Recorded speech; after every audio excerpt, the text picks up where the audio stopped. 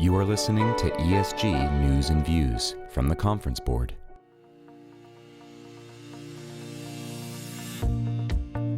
Welcome to ESG News and Views. I'm Paul Washington, Executive Director of the Conference Board's ESG Center. The Conference Board is the world's leading independent, nonpartisan, nonprofit think tank dedicated to serving business and society for over a century. At the ESG Center, we focus on delivering trusted insights in the area of corporate governance, sustainability, and corporate citizenship. I'm really excited about today's podcast. This episode of ESG News and Views is the first of two parts with our guest, Geralyn Ritter.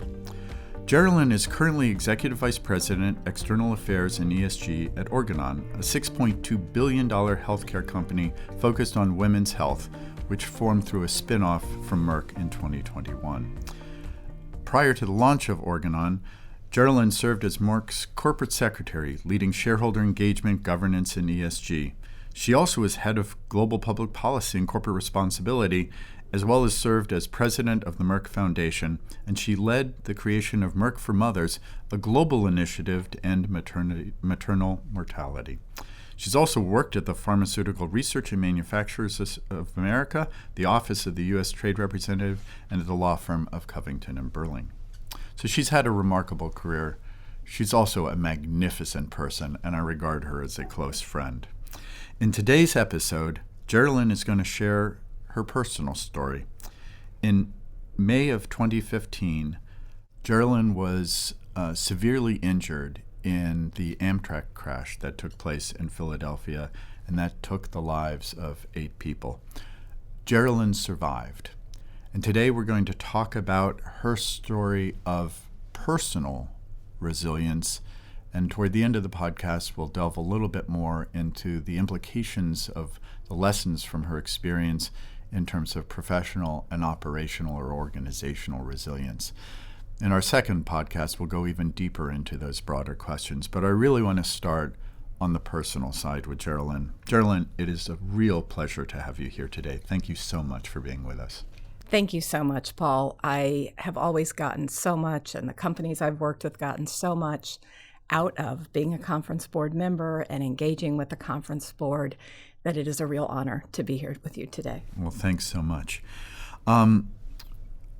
As difficult as it may be, I know you've told the story before. You've written a book called Bone by Bone, a memoir of trauma and healing. Can you tell us a little bit about what you went through, about the accident itself? Sure. What always hits me when I think back to that day was just how incredibly ordinary it was. It was such a typical Tuesday. Mm-hmm. I ran government affairs and public policy for Merck at the time as part of my role. I was in D.C. on a very regular basis. Live up here in New Jersey. I jumped on the train, went south to Washington early that morning, had meetings in D.C., and was headed back north through Philadelphia that evening. And as I said, it was a train I had taken probably 100 times over the previous couple of years. And as the train pulled out of Philadelphia, I was texting my husband, leaving Philly, home soon, long day, asking about our 3 sons, and everything was just so normal. And I had about 30 minutes till my next stop, and I stood up to get my iPad out of my briefcase, my bag, just to pass the time. I was anxious to get home. And the train started rocking. And I noticed it was going really fast, and I was used to that route, and it usually pulls out of Philly pretty slow. And at first I had this flash of, oh, good, we're going to get there sooner. But then as we started rocking more, I lost my balance, and I was annoyed that I couldn't let go of the luggage rack above my head to reach in and get what I wanted out of my briefcase. And then I remember the sensation of tipping over. And I remember clear as day the thought that the disbelief. Yeah. Trains don't tip. Right. That we couldn't possibly be tipping. And I remember realizing that we were indeed. The entire train was tipping over, not just me. And I remember the screams of others, and I remember my own scream. Yeah. And that's my last memory for quite a few days. I subsequently learned that the train had derailed going 106 miles an hour on a curve designed for a maximum of 50. The engineer was not impaired. Right. He was not on his cell phone, Mm-hmm. but he was obviously distracted. Yeah. And that's not always a very satisfying explanation, Right. and I'm sure it's not for the families of 8 people that died that night Yeah. in the derailment. But the National Transportation Safety Board Yeah. called it a loss of situational awareness. Right. The train flew off the rails, 8 people died, and hundreds were injured. To this day, I don't know who found me. Yeah. Someone found me in the wreckage. I was a Jane Doe. You know, if you Right. think about it, if a Yeah. guy gets thrown out of a train, he probably has a wallet in his pocket. Right. A woman's handbag is probably under the seat or on the seat beside her. So it does haunt me that I was dying. Yeah. I was not breathing. I had lost a lot of blood, and I was a Jane Doe. Yeah. And somebody, to this day, I don't know who, found me quickly. I know from the timestamp on Jane Doe's medical records that they got me to a nearby hospital very Yeah. quickly, worked to stabilize me, get me on a ventilator, get in a chest tube, stabilize my pelvis, my chest, my neck, and they flew me by helicopter to the newest level 1 trauma center in Philadelphia, and I was in surgery almost immediately. Wow. So, yeah, what you say, I mean, I think it resonates with everyone, because we've all had those ordinary days that, you know, just something happens, not to the extent you're talking about, but that just throws you off. Like, how did I even get here, right? And that sense of disbelief. I think we can also all relate to, you know, that lack of situational awareness. How many of us have driven somewhere and then realized, I just kind of spaced out, Yeah. right? And that's perhaps what happened here with devastating consequences. Absolutely. So let's talk a little bit about what you went through physically, because, you know, in a real sense, you shouldn't be here having this conversation right now. So tell me a little bit about what you had to go through, what injuries you experienced, and then what the recovery period was like. Sure. And I won't, I'll try to spare you the gory details, but the severity is relevant. Mm-hmm. The NTSB accident investigators actually rate these things. And according to the accident reports, I was by far the most injured passenger that did not pass. Mm-hmm. And as I read through that federal report on all the injured passengers, de-identified, but you can obviously identify yourself by the injuries. Right. And I was really haunted by the lists of injuries of the passengers that did pass, and how similar those lists were to my own. I was thrown from the train with such force that all of my abdominal organs were herniated up into my chest. So my diaphragm was completely ruptured, that thick leathery muscle that sort of separates your lungs from your abdominal cavity was ripped open. My stomach was up above my heart. My colon was in my armpit. My spleen was destroyed. All my intestines were lacerated, perforated. My bladder was perforated. And needless to say, I had lost a lot of blood. My lungs were collapsed, was not breathing on my own. And orthopedically, my injuries were quite serious. I had what they call an open pelvic ring fracture, which standing alone has about a 50% mortality rate. And it basically, the right side of my pelvis was not connected to the left side. My pelvis was broken in half.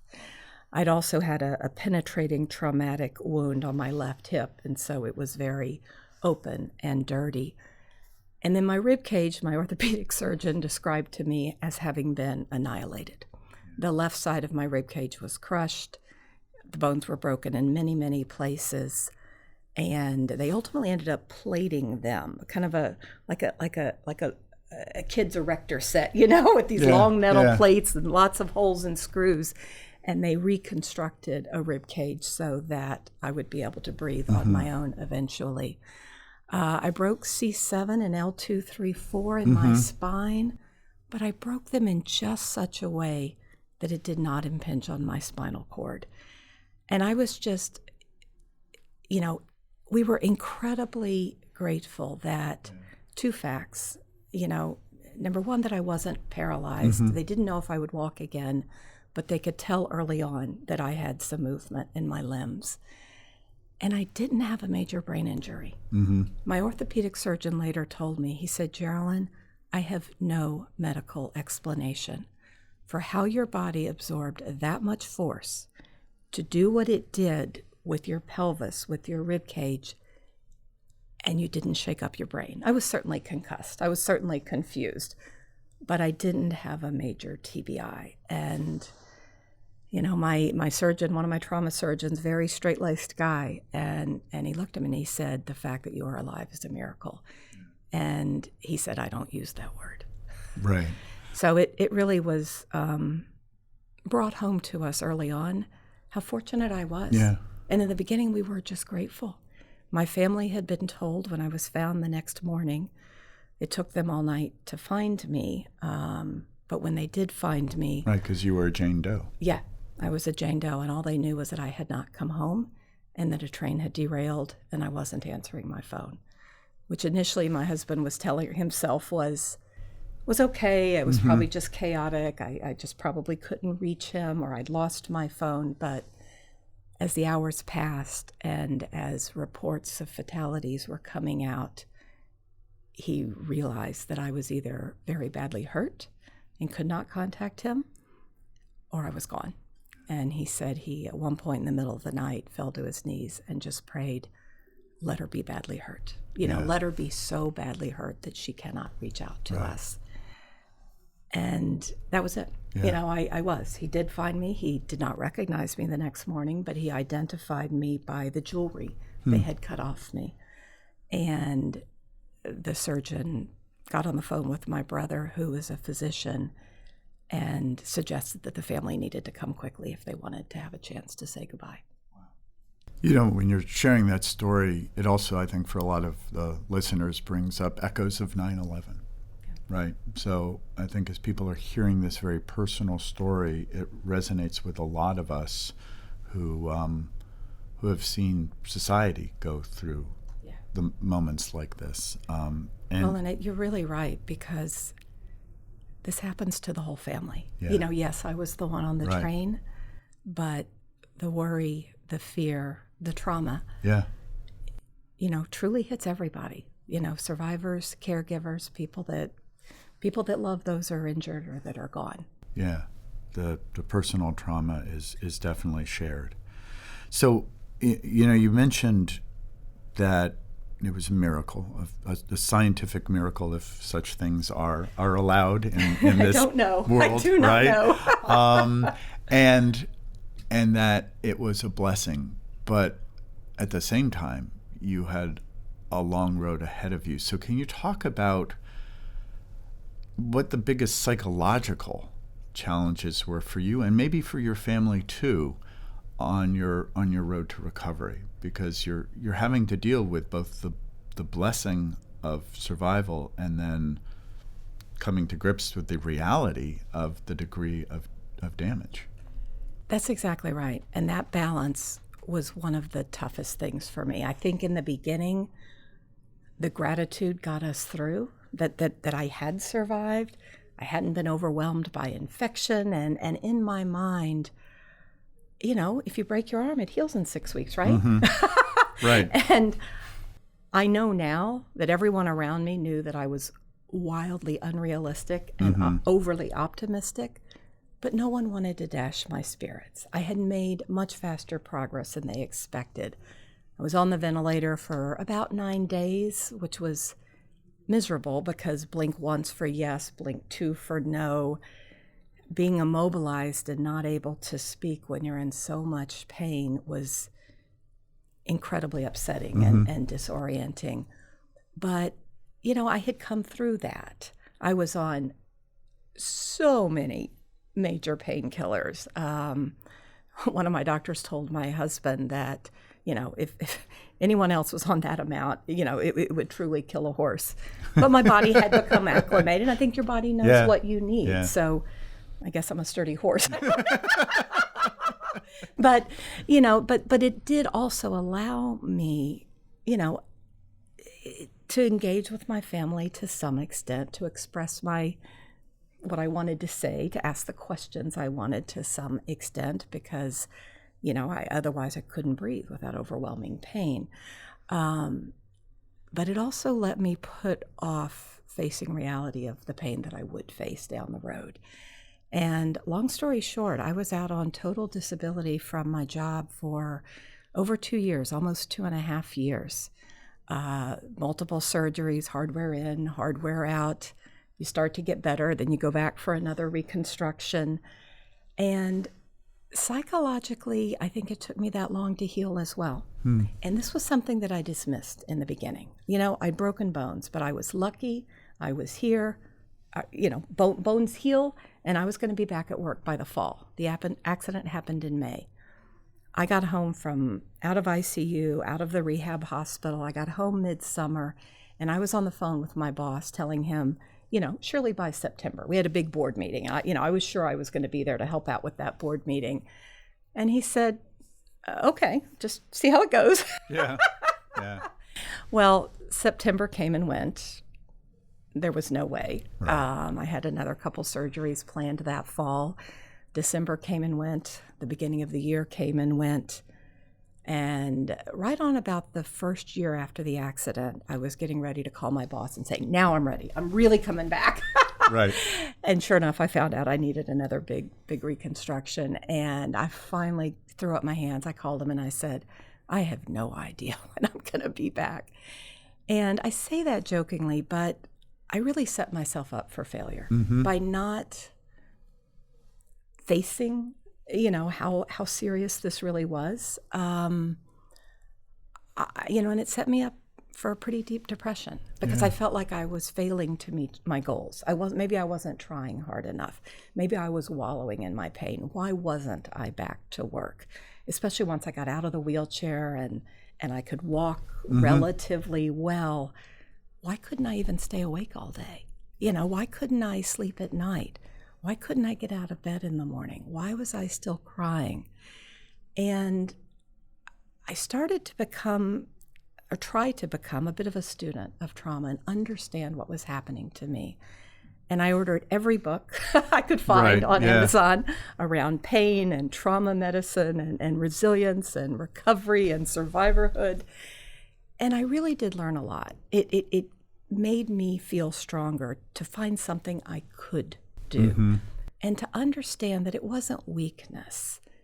There is a biochemical, physiological reason why, massive body trauma, impacts our mood. There are changes in the brain. They can see. Right. And in understanding that, it helped me to give myself a break. It helped me to say, okay, maybe it's not just that I'm not trying hard enough. This is real. This happens. And I needed to come up with a different strategy. Yeah. Well, a few things really strike me about that. The first is that when, as an individual or as a society, you go through a trauma, so think about the financial crisis in 2008 or think about the pandemic, can't be impatient about everything coming back to the way it was right away. In fact, in many ways, we will be living with those societal traumas for a long time. A second thing is that, one of the great risks that happens when you go through something like that is the difference between sort of call it the narrated self, the story we tell ourselves about ourselves, that we tell ourselves about our country, that we tell ourselves about society. This is who we are. This is how we ought to be. And yet then there's the actual experienced self, how is it really? And that gap between that two, that cognitive dissonance, is a great source for frustration and depression and other things, both individually and in terms of society. And then the third thing you said that really struck me is just that you tapped into something that was very true to you in help guiding you in your recovery, which was your curiosity. So I think really, I don't know if I went way wrong there, that sounds like some of the lessons I gleaned exactly. from that. I used to laugh that my law school class voted me most hours in the law library. So I was the biggest geek. Right. Okay. with a plaque to prove it, And yeah, it is kind of me to just fill my nights. May not be able to get out of bed, but I could stack up a bunch of books on my nightstand. But this was something I could do. So it's interesting. So you played to a strength that was still there, even when you couldn't go back and run a board meeting, right? Exactly. But so you did what you could. Exactly. What struck me about your comments on broader society, I'm reminded of a story that when I read it, I read it years ago, and I came back to it when I was writing my book, and it really to me, I think, encapsulates this balance between optimism and acceptance, and facing cold, hard reality. And it's told by, it's mentioned in Jim Collins' book, Good to Great, which lots of folks have probably read. But it recites the account of Admiral Jim Stockdale, who was a POW during the Vietnam War for years and years. And he was asked how he survived that, how he got through those awful years in captivity. And he said, I never doubted that I was going to make it through, I was going to get out, and this was going to be one of the defining events of my lifetime. And he was asked, well, who didn't make it? And he said, oh, that's easy, the optimists. Mm-hmm. He said they were the ones that said, we'll be out by Christmas, we'll be out by Easter, we'll be out by this summer. He said, and they died of a broken heart. Yeah.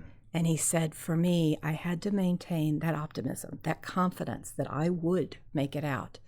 But I also had to accept that I couldn't control the timing, and it was going to take a lot longer than I hoped. Yeah. And finally stepping back and calling my moment, which pales in comparison, of course, to what he went through, was calling my boss and finally saying, I have no idea.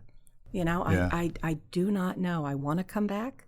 I believe I can someday, but I have no idea when. Yeah. So it's sort of the difference between faith and confidence on the one hand versus impatient optimism on the other. Yeah. Right. I couldn't control the timing. I was trying as hard as I could, but it wasn't going to be 6 weeks. It wasn't going to be another 6 weeks. And I had to accept a certain amount of uncertainty and figure out what I could do while events unfolded. Yeah. Well, but you did go back to work. So I'm curious. So how did this accident and all the trauma you went through, how did it change your view of work, and why did you decide to go back to work? It's funny. I think my reasons changed. I know they changed over the course of my couple-year-long recovery. In the beginning, my life was so torn upside down. My husband's life was turned upside down. My parents, my 3 sons. And going back to work for me, I realize now, meant normality. Right? Mm-hmm. Things are going to go back to normal. There's no reason I shouldn't be able to handle my job. I don't work in a physical job. Surely I can sit behind a desk, right? Right. And I think that was why I hung on to it for so long, that it was so important to me. And letting go of that and realizing it was never going to be like it was. Even if I did eventually go back, it was not going to be like it used to be. My body will never be as strong as it used to be. But in some ways, of course, you're stronger. And when I did decide a couple years later, I did it for a different reason. And a lot of my friends ask me, why on earth are you going back to corporate life? Right. You really do need your anything. Right. Clearly, it did affect your brain. Exactly. What are you thinking? And I was much more thoughtful about it then and said, why am I doing this? I still have 3 kids at home. Is this the right way to use my time? And the biggest part of the answer was that I find meaning in my work. It is part of how I define myself, how I think about my contribution to the world around me. And then there was a little part of it that was just being stubborn and said, I'm going to retire when I want to retire, not when Amtrak decides I'm going to retire. But I work in healthcare, and it may sound a bit corny, but when we talk about corporate purpose, when we talk about employee engagement, those things are very personal to me. Because I'm not sure if I worked in a job where I didn't feel like there was this kind of broader purpose, I would have made the same decision. I probably would have decided, maybe I go back to work, but I need to do something different that feels more meaningful to me. But I did feel like I had a home. I worked for Merck at the time. The company had stood by me. I was a senior vice president at the time, and to keep my role open for almost 2.5 years, to keep me engaged, our CEO wrote me once a month. I would roll in even on my wheelchair and visit colleagues. You know, it says a lot about the company. Companies have a culture, but I also think they have a character. And I will be forever appreciative for how the company stood by me when I needed it. Yeah, and I think, you know, it's again, I think about the pandemic and what we've been through and a lot of other disruptions, that while you may not be able to return to normality, right? Or because we may be living in the era of no normal, right? But purpose endures. And you know, people get confused as to what corporate purpose is. It's why the company exists. It's really why you go to work every day. You know, mission may be what you do, vision may be what you try to accomplish, but the purpose is why. And that's something that everyone can relate to and can have individual meaning for them. So I think that's a really important message for people to listen to. Let me ask you about what resiliency means to you now, having gone through all of this. Maybe I'll combine that with another question is, what do you think are the key traits of personal resiliency? So how would you define resiliency, and what are the key traits of personal resiliency? Okay. Well, I do think about resiliency different now. I used to think that people, to a significant extent, were either really resilient people or not so much. You know, like we often say, oh, kids are resilient, and you know, just sweeping them all into one big resilient lump. But somehow adults, you know, we tend to say, I'm not so sure about that person. Oh, you know, this guy's got it all under control. He's been through everything. And I now appreciate, and the more I've read on this subject, I think it's definitely the conventional wisdom that resiliency can be learned, that we can think of it as a muscle that, you know, or as a collection of muscles that you can exercise. And to allude to the corporate setting, you know, just like one crisis simulation isn't going to make you a resilient company. Right. You know, one burst of, you know, exercise in the gym or one long sprint doesn't make you a marathoner, you know. And would that it did. Yes, would that it did, don't I wish. But these kinds of muscles around creativity, around reframing a situation to find the positive, around action orientation and finding things you can do, even if there's a long list of options that are closed. You know, having a perspective on what's really important, what's driving the situation. All of those I think of as resilience muscles that we can practice every day. When we have small setbacks, big setbacks, it shouldn't take a crisis. So, you know, my top 5, you know, gratitude and optimism being the first one, that reality, you know, an optimistic reality, though, that acceptance. We can't sit there in the midst of a crisis and wish away the bad stuff. Right. You know, it really does have to be faced. And that's why I think it's so important with companies that bad news does travel up, right? Yes. Everybody talks about how it flows down, but you don't really want to be the one that's raising the bad news up. But it's critical. How else is leadership going to face the reality of what's happening on the ground? An action orientation I've mentioned, number 3. I haven't said a lot about it, but I hope it's been implicit, is our social connections. There's a tremendous amount of research out there in medical journals for practitioners, nursing and other trauma professionals, around how if someone having that social network, they tend to experience less pain, certainly experience lower rates of depression, and they tend to recover quicker, which is kind of intuitive, right? You have people you can lean on. You don't have to do it all yourself. You have friends that'll make you laugh. Right. It truly is healing. And similarly on the corporate side, a crisis is not a great time to make lasting friends. You know? Right. If your employees aren't engaged and don't believe in your purpose, if your regulators don't trust you, if third-party stakeholders out there have no idea who you are, they're not going to come to you and stand up with you and stand by you during a crisis. So those social connections, those networks, I think are a really important part of true resilience.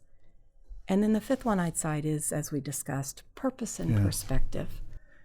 I really had to learn to reframe some of the challenges I was facing. As I would sit, I had terrible trouble sleeping for a very long time with PTSD, and I'd be awake all night, unable to get out of bed during the day. And my 3 boys would walk through the door at 3 o'clock in the afternoon, and I'm still in bed, I'm unshowered, and I just thought, what are they thinking about their mom? When in the afternoon I still have it. Right. And I made it my mission, number one, if I did one thing all day, at least I was going to be out of bed at 3 o'clock. That was one thing I could do. Right. Might not be clean, might not smell good, but I was up. But I also started realizing I've worked my whole career. Yeah. Short maternity leaves, I went back to work. I had never been home at 3 o'clock when they walked in the door, when the memories of school were still fresh, when they actually wanted to talk to me. Right. And I remember, you got them at dinner when you asked, so how was your day? When everything was fine. Right. And nothing interesting happened all day long. They didn't even remember their teachers' names, yes. Exactly. And it hit me really hard one day, and I thought that they came in and they were yammering and they jumped on my bed, and we started watching a movie at 4 p.m. And I thought, wow, there is something good in this. I'm not happy that I'm here, but there is something good about this enforced slowness with my sons, with my family. And I started trying really hard to focus on those silver linings, for lack of a better word. And that's a really interesting point, too, that it may be finding a new purpose or finding a purpose for now that gets you through, right? It That's doesn't exactly necessarily right. have to be a lifelong purpose, but That's what's right. your purpose now? So Right. I love that. So This perspective, this isn't wasted time because Right. I'm not working. I'm not that person. Right. This can be really meaningful time.